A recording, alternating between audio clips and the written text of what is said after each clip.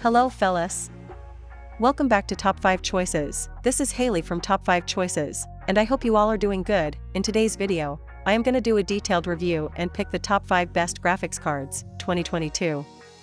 After doing proper researches, we came to the conclusion that meets the best in terms of overall. Kindly leave a like if you find this helpful, and I'd appreciate if you subscribe to my channel and turn on post notifications if you haven't. We will be also providing affiliates link to purchase from Amazon. Kindly use it for best offers and purchase from anywhere in the world. We'll be back with more videos. The NVIDIA GeForce RTX 3060 Ti is based on the same Ampere architecture as the RTX 3080, and gives us a look at what the Ampere lineup will look like in the mid-range and budget segment of the GPU market. This isn't exactly going to be the graphics card that'll push Watch Dogs Legion with ray tracing at 4K, but it is definitely up to doing it at 1080p. With this graphics card, you're getting 8GB of the same GDDR6 memory found in the RTX 3070, paired with 38A streaming multiprocessors, SM. However, because of changes NVIDIA has made to its SM since Turing, each of these now has 128 CUDA cores, doubled out of the 64 in each Turing SM. That means there are now 4,864 CUDA cores in the RTX 3060 Ti, up from the 2,176 found in the RTX 2060 Super. Power consumption sees an increase over the RTX 2060 Super, but it's not as pronounced as other cards in the NVIDIA Ampere lineup. The total graphics power, TGP, is 200W for the RTX 3060 Ti, up from the 175W of the RTX 2060 Super. It's more, but it shouldn't be so much more that you'll need to worry about upgrading your power supply to accommodate, assuming you have a competent one in the first place, that is. Back in Turing, each SM had 2 data paths, one dedicated to floating point, FP32, workloads, and the other dedicated to integer. With Ampere, and thus the RTX 3060 Ti, NVIDIA was able to engineer the SM to have one of the data paths essentially able to pull double duty, which is why the amount of CUDA cores has effectively doubled per SM with Ampere. Outside of CUDA cores, each SM also has tensor cores for AI workloads like deep learning super sampling, DLSS, and dedicated ray tracing cores. Each SM has 1 RT core and 4 tensor cores.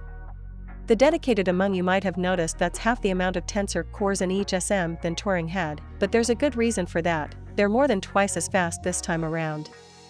The RT core is what's responsible for the ray tracing that everyone is talking about. The whole point is to offload the massive computational load that any kind of ray tracing entails, in order to be able to produce playable frame rates. The RTX 3070 TUF's design is nearly identical to that of the Asus RTX 3080 TUF, with a few minor adjustments. The 3070 has the same dimensions as the more potent 3080 and 3090 cards, but it weighs around 300G less. That's because the GPU and GDDR6 memory won't run as hot, so the heatsink isn't quite as bulky. The overall appearance is nearly the same as the higher-end Asus TUF models as well, though there are a few small differences in the backplate. There are a few extra cutouts on the 3070. While the reference 3070 has an official TGP, total graphics power, of 220W, Asus doesn't explicitly list a TGP and instead recommends at least a 750W power supply. The 3070 TUF still requires dual 8-pin power connectors, just like the 3080 and 3090 variants, which is a bit interesting to see. Based on our power testing, it will be challenging to push the card beyond 300W, and an 8-pin plus 6-pin setup would have been sufficient, but it was probably easier to just keep the dual 8-pin connections used on other models. 1080p continues to be the most popular resolution, according to the Steam hardware survey, though we figure anyone buying an RTX 3070 likely has their sights set a bit higher. However, some people prefer running a higher refresh rate display over resolution, in which case 1080p results are still important. Despite the low resolution, there's still a fairly large gap between the RTX 3070 and RTX 3080, thanks to the game selection and ultra-quality settings. Overall, the Asus 3070 TUF ends up beating the reference 3070 FE by just 4%, while the 3080 leads the Asus card by 15%.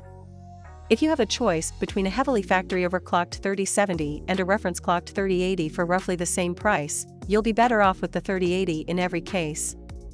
Not that you can find either one in stock right now. The AMD Radeon RX 6800 XT is based on Team Red's RDNA 2 graphics architecture, which is still based on a 7nm manufacturing process. Rather than shrinking the die, AMD has worked in some new features and boosted efficiency, which makes these graphics cards way more powerful than their predecessors. The biggest of these is the new Infinity Cache, which is crucial when you consider that the Radeon RX 6800 XT is using 16GB of GDDR6 memory, rather than the GDDR6X memory found on the NVIDIA GeForce RTX 3080 and RTX 3090.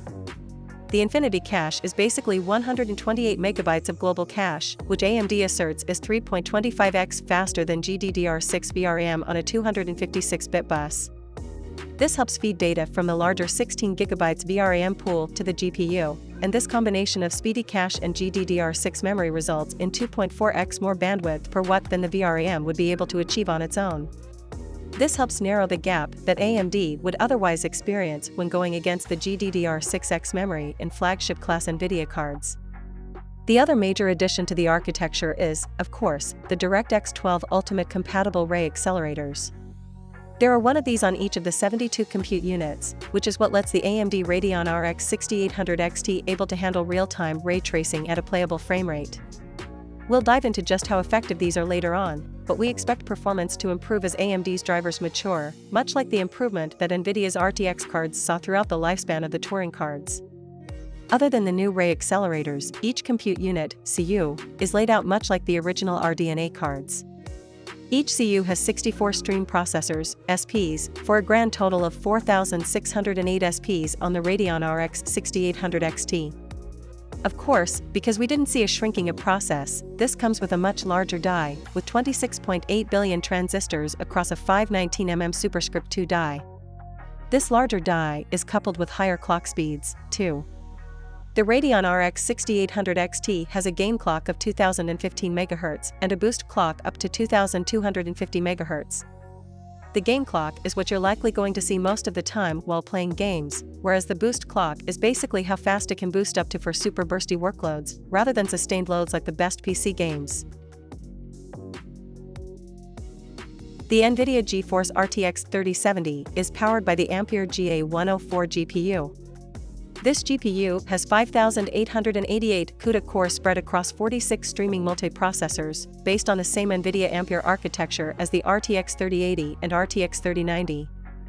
And, as with those cards, there are a ton of improvements both to raw performance and to power efficiency here that drive this mid-range graphics card to performance levels matched only by the very best graphics card of the last generation. The biggest generation-on-generation improvement from Turing to Ampere is that both data paths on the streaming multiprocessor, SM, now support FP32 workloads, which sees an effective doubling of CUDA cores per SM. That's why, while the RTX 2070 had 36 SMs, it had just 2,304 CUDA cores. So, while the RTX 3070 only boosts SM count up by 27%, it more than doubles the CUDA core count, which massively boosts raw rasterization performance. That's impressive enough, but we're also getting second-generation RT cores and third-generation Tensor cores, which means both ray tracing and DLSS are much more performant and efficient. Ray tracing especially is much faster, as this new RT core brings twice the throughput as the first-generation RT core found on graphics cards like the NVIDIA GeForce RTX 2080. This is why in ray tracing heavy workloads like the new 3D Mark Port Royal benchmark, the RTX 3070 is able to keep up with the RTX 2080 Ti, even though the last generation flagship has much more RT cores. The NVIDIA GeForce RTX 3070 is also the only graphics card in the Ampere lineup with a reasonable level of power consumption, with a TGP, total graphics power, rating of 220W, 100W less than the RTX 3080. This means that cooling requirements are going to be a whole lot less intensive than the more powerful Ampere cards, which should be excellent news for folks that don't have a ton of room in their cases for larger graphics cards. That's a whole lot of jargon, but what's important here is that while the RTX 3070 is a much smaller chip, it's able to pack way more meat into it, at a lower price, making last-generation flagship performance available to the mainstream. But beyond just straight generational improvements to the architecture, the NVIDIA GeForce RTX 3070 brings a ton of features that are going to be super useful whether you're into PC gaming or are just stuck in an endless cycles of video calls. One of the biggest features here is NVIDIA Broadcast, which is aimed at folks that are streaming games, but the utility is much more broad. For instance, in video calls, this piece of software will use the AI Tensor Cores to either blur or replace your background, and do it much more effectively than built-in options in programs like Zoom. The best part is that it works no matter what video conferencing software you're using. Whether you're on Google Meets or Discord, OBS or Zoom, you can use this software to get rid of the background. Just like the rest of the NVIDIA GeForce RTX 30 series, the RTX 3080 Ti is built on the NVIDIA Ampere architecture, and brings with it the same improvements as the rest of the lineup. There is something new to the table, however. As with the NVIDIA GeForce RTX 3060 that launched in March 2021, the NVIDIA GeForce RTX 3080 Ti has a hardware-based hash rate limiter that should limit the appeal to cryptocurrency miners. We don't test mining performance at TechRadar, so we can't speak to how effective this limit actually is. But given that the hash rate limiter on the RTX 3060 was accidentally bypassed by NVIDIA's own driver update, we'll just have to wait and see how well this actually dissuades miners from buying this graphics card in bulk. Beyond that, the NVIDIA GeForce RTX 3080 Ti is actually quite a bit beefier than the original RTX 3080, and that largely falls to core count and memory bandwidth. Because, sure, the NVIDIA GeForce RTX 3080 Ti does have more VRAM, with 12GB of GDDR6X compared to 10GB of the stuff on the original card, but it's also on a faster 384-bit memory bus. That means you get 912GB per second of memory bandwidth on the RTX 3080 Ti compared to the RTX 3080's 760GB per second. With faster VRAM, not to mention just more memory, the RTX 3080 Ti should be even more adept at 4K gaming in the future. The RTX 3080 Ti is straight up more powerful, as well. The GPU has 10,240 CUDA cores across 80 compute units, compared to the RTX 3080's 8,704 CUDA cores. That's a 17% increase in core count, but don't expect a strict 17% performance increase, more on that later. You're also going to get access to NVIDIA's whole suite of software features, and it's not just limited to gaming. The one we are still in love with is NVIDIA Broadcast, which is ostensibly designed for streamers and content creators, but we find that it is incredibly useful in just day-to-day life.